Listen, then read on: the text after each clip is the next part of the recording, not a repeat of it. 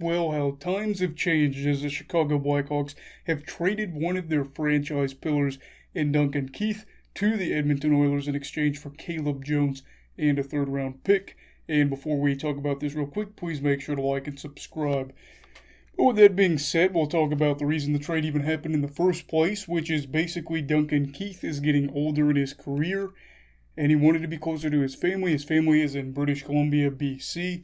That is in Western Canada, and he wanted to be either traded to the Kraken or a Western Canadian team, and that's what happened. He got traded to the Oilers, which much closer to BC than Chicago, so that's good for him.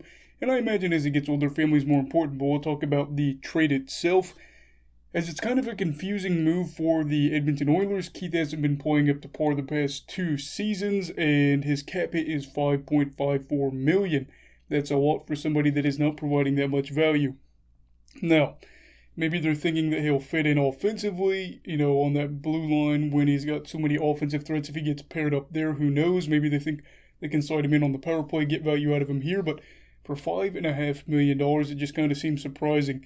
And potentially, I think that this was a really weird deal. Maybe that they ate some of his salary, or they're hoping that Chicago ate some of his salary. I don't know. But, the Blackhawks get an interesting player in Caleb Jones. He is a defenseman, and while his offensive game may not be there, maybe it never is, his defensive game looks like it's pretty good. He really doesn't provide a lot of value offensively, but like I said, defensively, that could be huge for the Blackhawks. I'm not saying he'd even be a top 4 guy, but they're paying him $850,000, and, you're getting a chance to see whether or not he's going to be a fit for the Chicago Blackhawks, as their blue line depth isn't anything crazy spectacular, so we'll have to see there. And all in all, I think it was a win for Duncan Keith as he gets to be closer to his family, and the Chicago Blackhawks as, Duncan gets to be closer to his family in BC, and the Hawks will only be paying $850,000 for somebody that could provide some value. They won't have to pay Keith's $5.5 million deal for the next 2 years.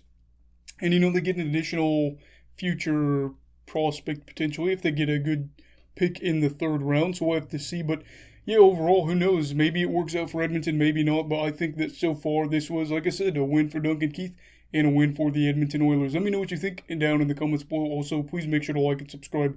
Everybody be safe, have a great day, live your best life.